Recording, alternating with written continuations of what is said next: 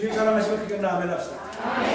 자, 오늘은 2월 1일과 동시에 첫 번째 또 주일입니다. 그래서 얼마나 감사한지 모르겠어요. 우리가 새 달을 시작할 적에는 월삭 기도회라 그래가지고 첫날 새벽에 모여서 하나님 영광 받으시옵소서 하는데, 오늘은 여러분들의 새벽의 공기를 해치고 오는 것이 얼마나 불편하냐. 그래서 내가 첫날을 주일날로 만들었다.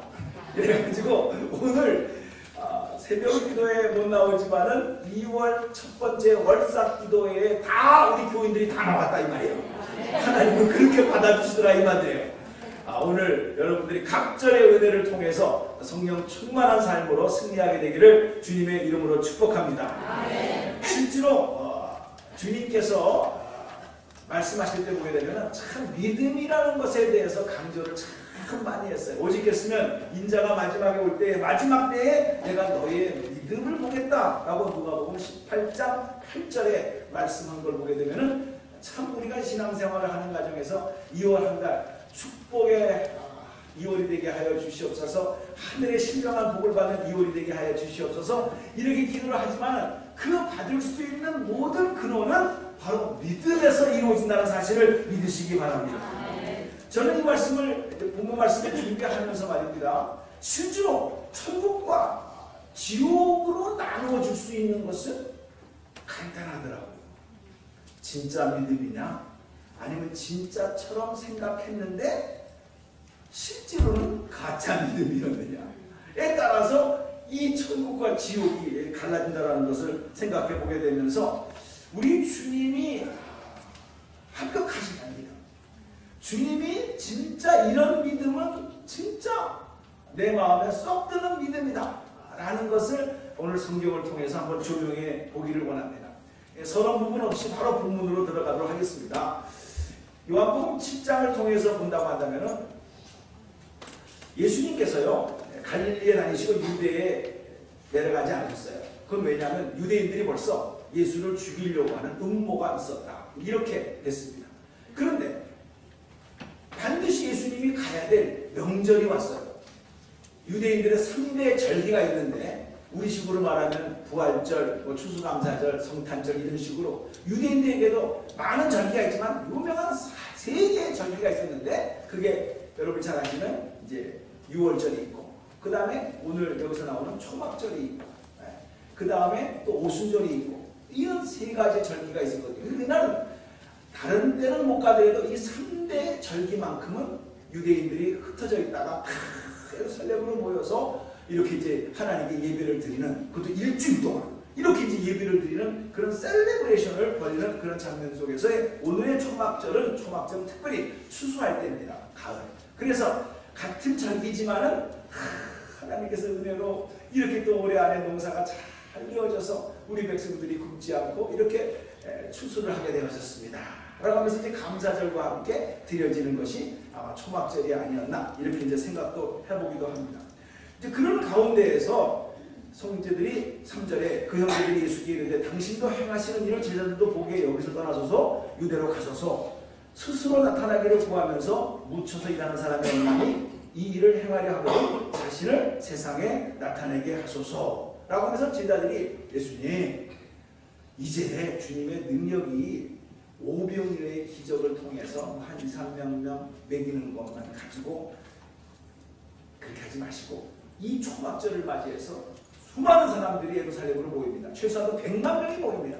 이때 한번 뻥 하고 한번 터뜨려 보십시오. 그러면은 2만 명 정도가 오병이어의 기적을 통해서 주님을 환영하고 임금 삼으려고 했던 그 정도 수준이 아닙니다. 이제 그 완전히 로마 제국을 뛰었고 드디어 다윗의 왕국을 회복할 수 있는 그런 놀라운 기회가 왔으니까 주님 여기서만 있지 마시고 이번에 딱 때가 맞았습니다. 그래서 예루살렘에 올라가서 한번 멋있는 기적을 베풀어 보십시오.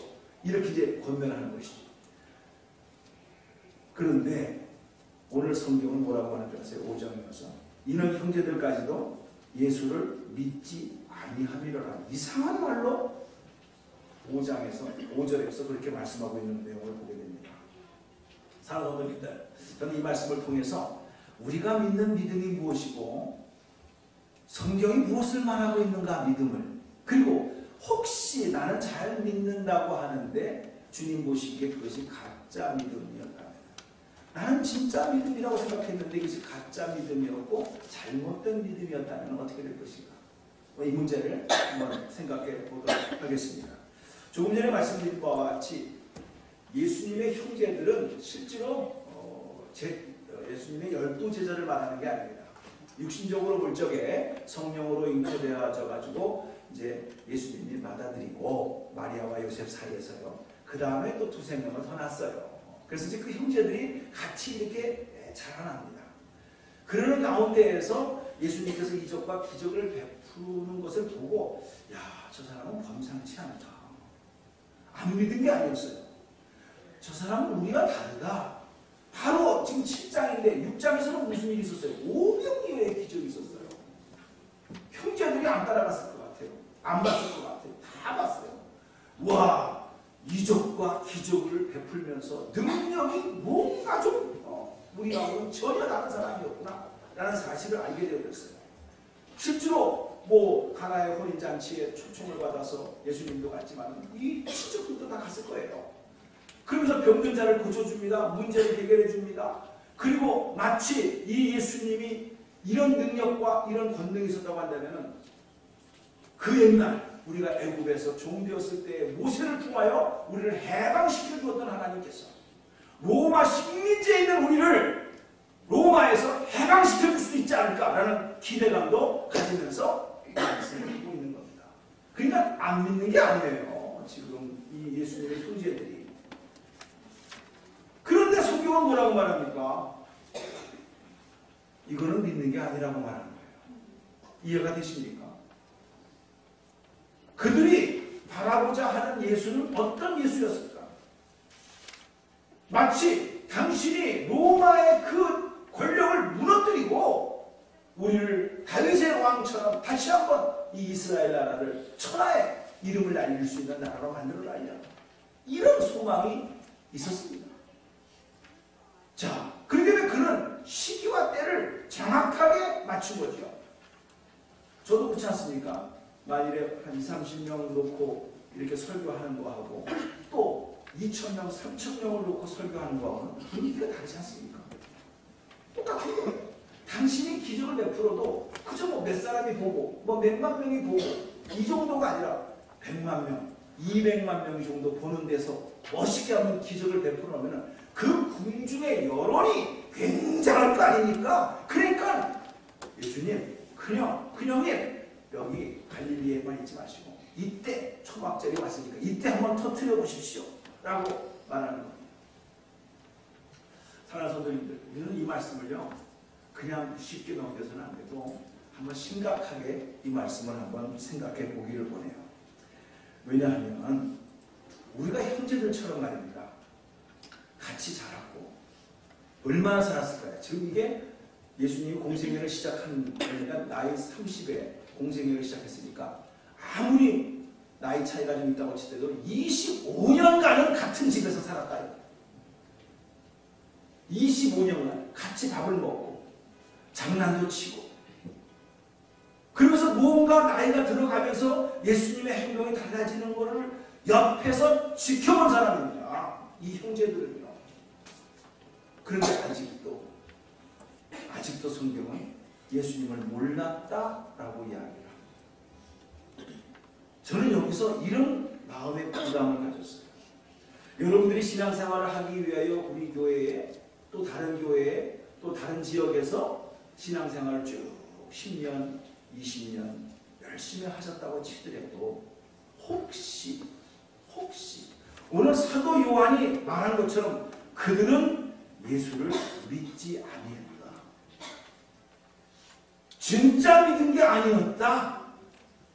라고 평가를 한다고 한다면 또 그게 사실이었다고 한다면 만일에 거기에 해당되는 사람은 죄송한 얘기입니다만 만일 하나님이 부르셔서 간다면 어디로 갈 것 같아요?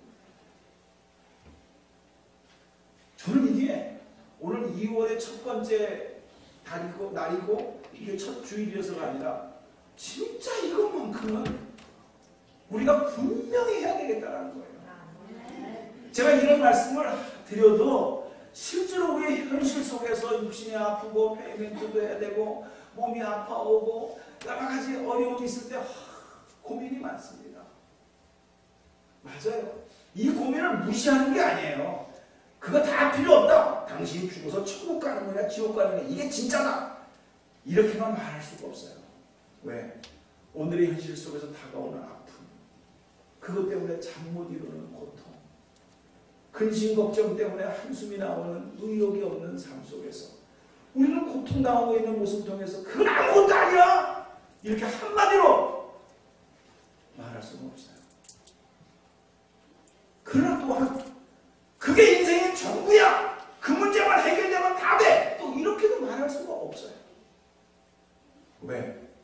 세월이 흘러간과 동시에 어느 누가 세월을 멈출 수가 있겠습니까? 누구나 다 한 번은 죽음의 다리를 건너가야 될 텐데 그 현실이 누구에게나 올 텐데 그거는 또 여러분들 잘 아시는 바와 같이 꼭 나이가 들어서만 되는 것이 아니고 언제 어느 때 언제든지 일어날 수 있는 죽음의 그림자인데 우리가 이 문제를 준비하지 않고 정리해 놓지 않는다고 한다면 아니래 나는 믿는다고 믿었는데 주님이 성경에 있는 것과 같이 난 너를 모른다. 난 너를 모른다. 어두움에 슬피 울며 이를 갈미 있으리라. 이런 결과가 내 인생 속에 하나 온다고 한다면 이건 너무 인생을 헛사는 거 아니에요? 그때는 고칠 수도 없고 돌이킬 수도 없고 회개한다고 해서 되는 것도 아니고 저는 이 문제를 왜 기적도 믿었고 능력도 믿었고 주님이 뭔가 다르다는 것도 믿었음에도 불구하고 성경은 그들은 예수를 믿지 아니함이로라 라고 말을 했을까요? 저는 이 질문을 여러분들에게 던지면서 성경의 내용을 한번 풀어보기를 원합니다. 이 예수님의 친형제들이 시골에만 있지 말고 이때에 사람들이 많이 모이는 초막절에 예루살렘에 올라가서 뭔가 좀 능력을 보여주십시오 라고 할 때는 상당한 이유가 있었어요. 뭐냐 하면 어쨌든요 여러분 기도할 적에 주여 우리 아들이 잘 얘기하셔가지고 하바드 이렇게 들어가고 총장에 들어가고 인감이 한 달에 뭐 몇만 불씩 돼가지고 하고 잘 얘기하옵소서 이렇게 기도하면 아들만 위하는 기도예요? 자기도 위하는 기도예요? 솔직히 말해보세요.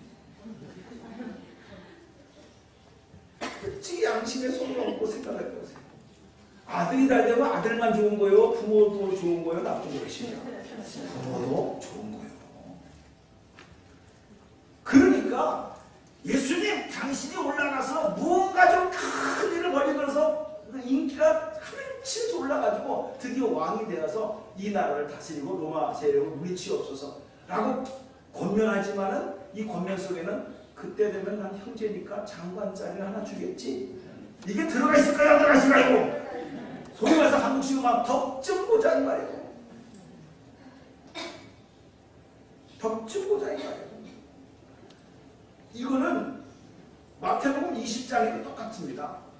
예수님께서 제자들을 데리고 예루살렘으로 쫙 올라가려고 하니까 야고보하고 요한의 어머니가 그렇게 해가지고 치맛바람을 날리는 거 있죠. 예수여 예루살렘 올라가거든 우리 아들을 갖다가 오른쪽에 왼쪽에 다 두시고 해주시옵소서 이렇게 한 거예요. 이게 참 너무나도 이게 저 속 들여다보이는 얘기입니다. 베드로가 수제자입니까? 사도 요한이 수제자입니까? 시작. 베드로가 수제자예요.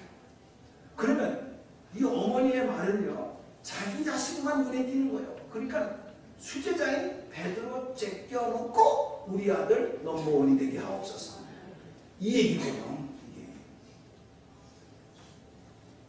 자기 자식을 향한 뜨거운 사랑의 어머니의 마음은 우선순위도 필요가 없고 질서도 필요 없어. 내 자식만 잘 되면 됐다는 거예요. 이것을 위해서 예수님한테 하는 걸 봅니다.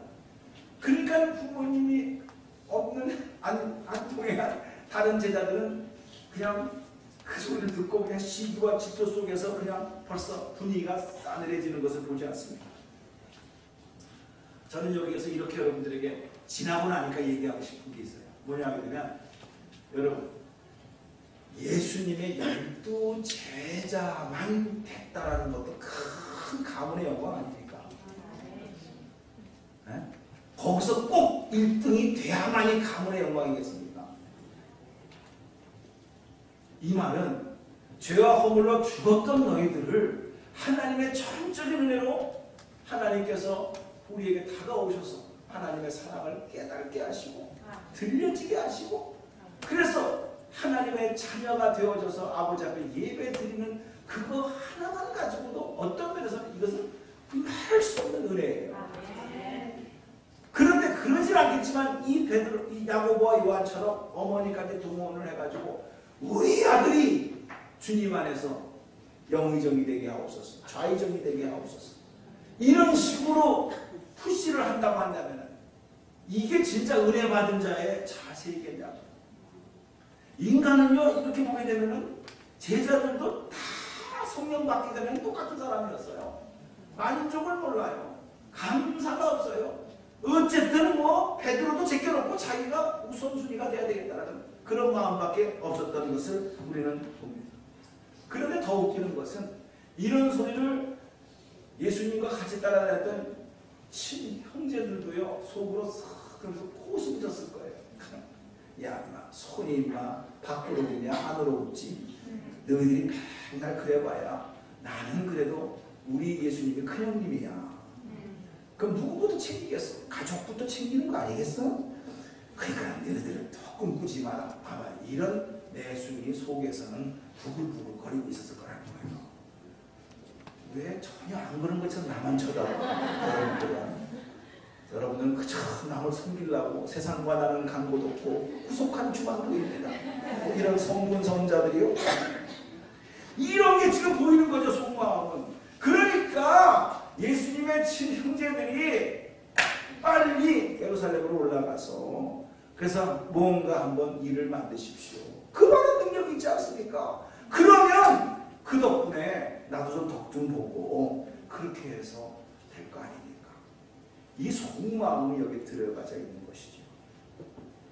그러면서 여기 중요한 단어가 하나가 있습니다. 뭐냐면 4절입니다. 4절을 보게 되면 스스로 나타나기를 구하면서 묻혀서 일하는 사람이 없나니 이 일을 행하려 하거든 자신을 세상에 나타내소서. 봐요. 당신 예수를 세상에 나타내소서. 나타내소서. 뭡니까? 인기예요, 인기. 이거는 깜짝 놀랄 일입니다. 여러분 보십시오.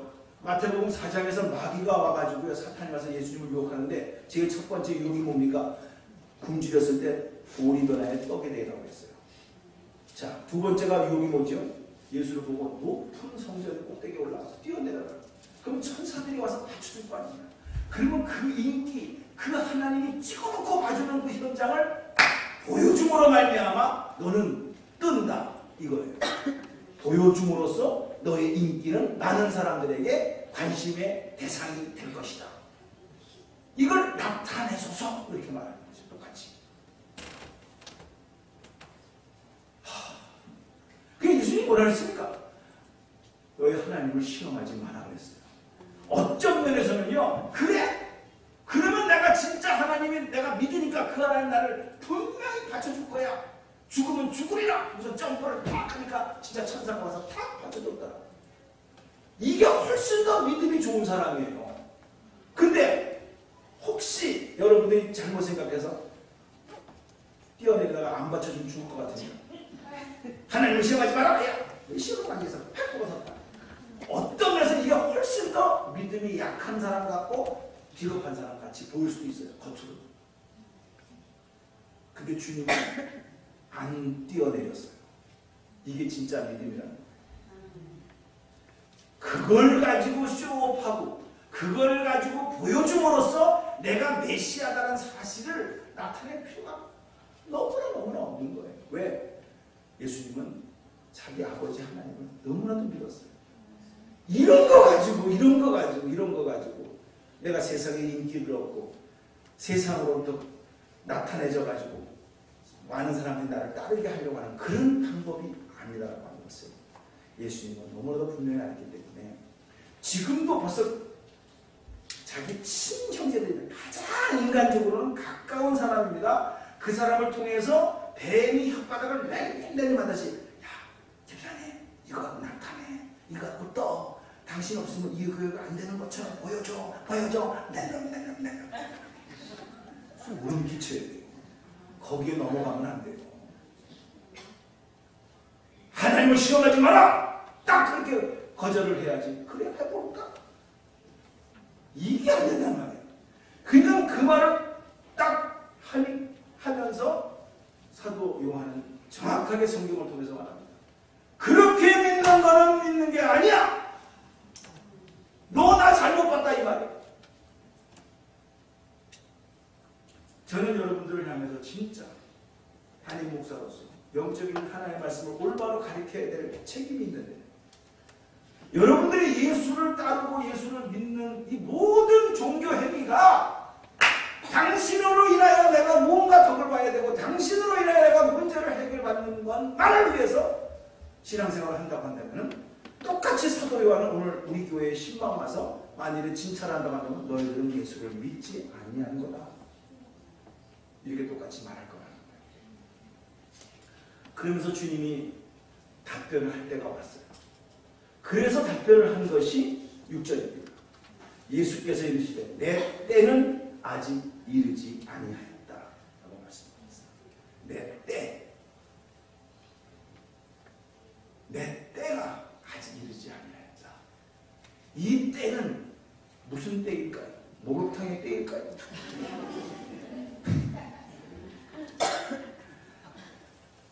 주님은 오직 한 길입니다. 온 인류의 죄를 대속하기 위한 십자가. 그 때를 기다리는 거예요. 6월절에 어린 양으로 돌아가셔야 될 그때 아직은 내 때가 아니었다라고 주님은 그렇게 말씀하십니다. 주님이 말하시는 믿음, 진짜 사도 요한이 우리에게 강조하고 싶은 그 믿음은 십자가와 예수. 이건 떨어질래야 떨어질 수가 없는 상황이라는 거예요. 우리가 십자가 없이 예수를 생각해 보세요. 그러면 그 사람 괜찮은 사람이야. 인격적으로 참 정도 많고 뭔가 좀 다른 사람과 이렇게 실력도 있어서 병든 자를 고쳐주시는 그런 신유의 은사가 있는 사람이야. 우리는 많이 봅니다. 주의 종들이 신유의 은사가 있어가지고 많은 병든 자를 고친 거 우리는 뉴스를 통해서도 실제로 간증을 통해서 많이 들었습니다. 그 정도의 한 사람이다. 십자가 없이 주님을 생각해 보세요. 그냥 그 정도 인격적이고 그 정도로 참 훌륭한 사람이었다라는 것밖에 우리는 판단할 수가 없어요. 그러나 예수님의 모든 생각은 지금 십자가와 연결되어져 있고 십자가를 통과한 사람만이 부활의 영광으로 나타나실 주님을 만나게 될 줄로 믿습니다. 이게 오늘 요한이 우리에게 말씀해 주고 싶은 메시지예요. 당신은 누구를 믿습니까? 예수를 믿지요. 그러면 더 묻습니다. 어떤 예수를 믿습니까? 십자가에 달리시고 3일 만에 부활하셔서 오늘도 살아계시고 우리의 삶을 간섭하시는 살아계신 예수님을 믿습니까? 그렇다고 한다면 여러분들의 사고방식은 어떻게 돼야 됩니까? 이게 지금 사도 요한이 이 7장을 통해서 우리에게 메시지를 던져주고 싶은 말이에요. 우리는 똑같이 이렇게 말합니다. 성경에 나와 있어요. 누가복음 24장에 보게 되면은 예루살렘에서 예수님을 따라다니면서 이적과 기적을 체험한 사람이 예수님께서 십자가에서 말없이 죽고 나니까요 실망이 돼가지고 엠마오로 그냥 쭉쭉쭉 거리면서 내려가는 거예요.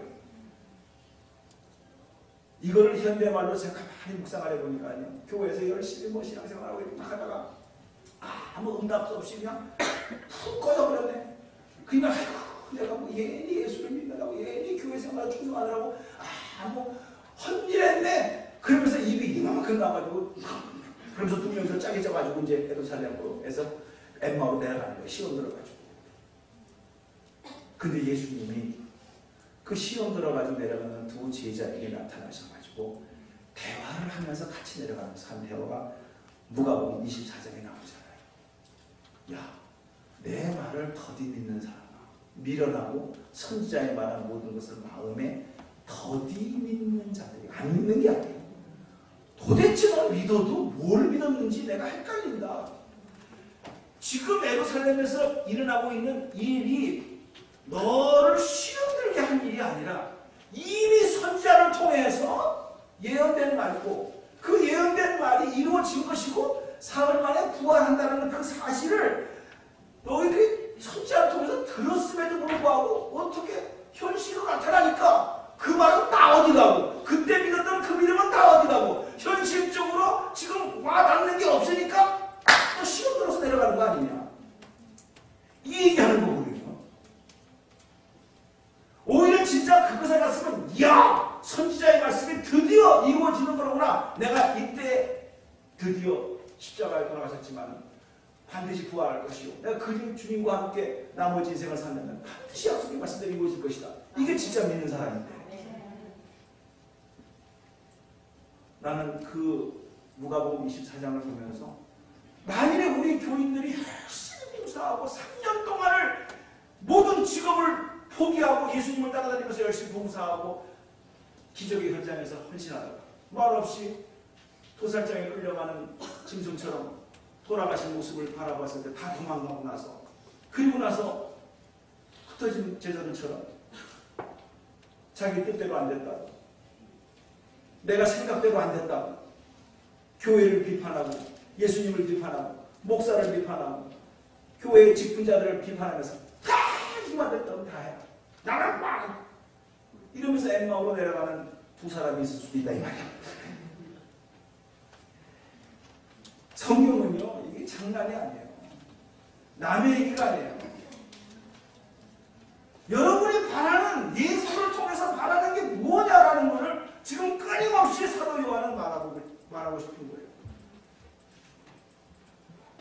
선지자를 통해서 고난의 길을 걸어갈 것이라고 하는 하나님의 뜻을 이루기 위하여 그 길을 마다하지 아니하고 끝까지 십자가를 책임져주고 걷겠다고 하는 주님의 마음은 다 어디 갔느냐. 근데 지금 너의 뜻이, 내 뜻이 안 이루어졌다고, 그러니까 제자들의 뜻이 안 이루어졌다고 너는 지금 시험 들어서 엠마오로 내려가고 있는 너의 모습은, 주님이 말씀을 풀어서 설명을 해주니까 그때 제자들의 눈을 뜹니다. 그래가지고 야, 이거 예수님이 진짜 부활한 거 맞잖아. 그러면서 엠마오로 내려가는 제자가 다시 소망을 가지고 예루살렘으로 올라갔다고 누가복음 24장에 말하는 것처럼, 오늘 그 주님이 다시 여러분들의 마음속에, 답답한 마음속에 만나주시기를 주님의 이름으로 축복합니다. 이것을 만난 사람이 있었어요.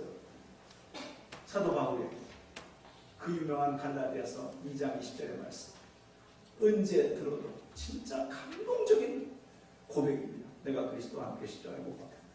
이제 내가 산 것이 아니라 그리스도께서 하신 것이다.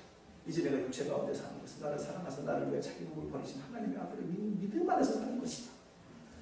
한마디로 주님은 예수 딱 그러면 거기 십자가가 있고, 예수 딱 그러면 부활이 있는데, 그 예수님과 함께 내가 십자가에서 못 박혔다.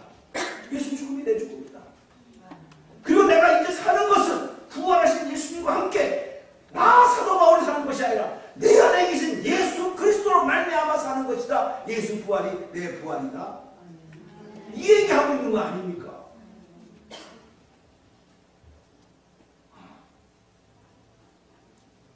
저는요, 이게 분명해져야 된다는 거예요. 어떠한 여병과 형편이 와서 내가 주님 앞에 간구했고 기도했는데 뺏어게 돼버렸어. 이건 뭐 안 하기만 못할 정도로 돼버렸어. 그래도 당신은 예수를 믿을 수가 있다 이 말이에요. 이게 진짜 믿음이에요. 성경은 그걸 말하고 싶은 거예요. 십자가를 떠난, 부활을 떠난 예수 그리스도가 여러분의 아무리 여러분에 와가지고 부귀영화를 주고 축복을 해줘도요, 그건 예수님이 아니라 마귀도 줄 수가 있어요. 성경이 나오잖아요. 마태복음 4장에 천하 보화를 다 보여주고 네가 나에게 전하기만 하면 이거 주겠다고 그런 거 아니에요. 마귀도 줄 수 있어요. 이게 하나님으로부터 온 것인지 마귀로부터 온 것인지 모르고 내 안에 있는 현실 속에서만 축복해 주시고 이것을 잘해주는 것만 좋은 건 줄 알고 따라갔다가 맨 마지막에 난 너무 몰라. 어떡할 거야. 그동안에 쌓았던 모래성이 하루아침에 바벨탑처럼 무너지게 되는데 어떻게 되겠어요? 가장 인생을 어리석게 사는 사람 아닙니까? 요한은 그걸 지금 보여주고 싶었던 거예요. 사랑하는 분들, 주님은 때를 말합니다.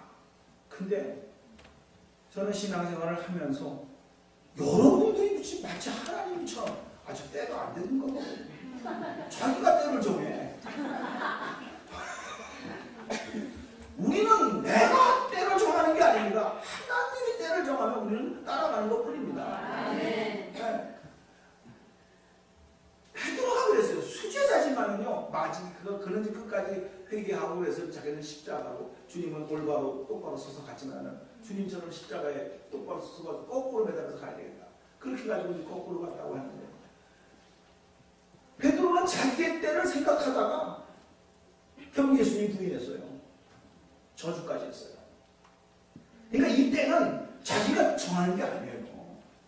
하나님이 정하는 거예요. 목사님 때가 안 됐는가 봐요. 왜 네가 정하냐? 왜 네가 정하냐 때를? 때는 하나님이 정하는 거야. 우리는 따라가면 되는 거야. 이게 때를 기다리는 우리의 모습이지, 우리가 때를 정해놓고 아니면 때가 됐느니 안 됐느니 자기 스스로 판단하면서 하다가는 우리도 베드로 될 수 있어요. 부인할 수 있어요. 이거는 아니지 않습니까? 이거 하려고 내가 그물을 버려두고 예수님을 쫓은 게 아니지 않습니까? 그래서 부인하고 저주하고 주님이 쳐다보지 않았으면 베드로는 회개 안 했어요. 눈이 한번 마주쳤어요. 그 순간 깨달았어요. 네가 다 굴기 전에 나를 세 번 부인하리라. 그래서 통곡한 거예요. 우리가 주님과 눈이 안 마주치면요, 우리는 그냥 가는 거예요. 그렇습니다. 저는 여러분과 함께 같은 공간 속에서 같이 생활을 하면서 저도 많은 소원이 있었습니다. 그런데 그래, 맞다, 그렇게 해라, 이런 음성과 이런 확신이 있었으면 얼마나 좋겠어요. 근데 대부분 기도를 하다 보면 그래라, 그렇게 되라 된 게 아니라 아니다, 이게 더 많은 것 같아요. 뭐 좀 달라고 구했는데 주님의 음성은 오히려 버려라. 나는 가겠다고 기도했는데 아니다, 가지 말아라. 나는 가지 않겠다고 했는데 아니다, 가라. 나하고 이게 코드가 안 맞을 때, 그때 이래도 이게 나를 향한 하나님의 사랑의 음성이다. 이게 믿음으로 달리는 자세야. 근데 거기서 하나님이 왜 그럴까? 왜 내 기도만큼을 거절해 주는 거야? 왜 기다리라고 하는 거야? 하나님 도대체 살아계셔. 이건 아직 하나님을 모르는 거예요. 요한이 말하고자 싶은 것은 그거예요. 그럼에도 불구하고 네가 진짜 하나님을 믿는다고 한다면 어떠한 환경 속에서 네가 원하지 않는 결과를 준다 할지라도 그 결과를 주신 하나님을 의지하고 맡기고 의탁하고 끝까지 가느냐. 이게 믿음이라는 거예요. 이런 믿음이 돼야 끝까지 갈 수 있다는 거예요. 다행스럽게도 주님께서 다시 만나 주셔서 베드로가 회복되어지게 되고, 그리고 베드로는 거꾸로 갔습니다. 저는 오늘 이 말씀을 생각해 보면서 내가 진짜 주님을 알았을까? 나는 진짜 주님을 알고 있는 사람입니까? 그리고 내가 지금 가지고 있는 이 겨자씨만한 믿음, 크든 작든 간에 둘째 쳐놓고 겨자씨만한 믿음이라 할지라도 이 믿음은 진짜 믿음입니까? 오늘 생각해 볼 수 있는 귀한 시간 되기를 주님의 이름으로 축복합니다. 십자가를 질 수 있나 이 찬송을 부르면서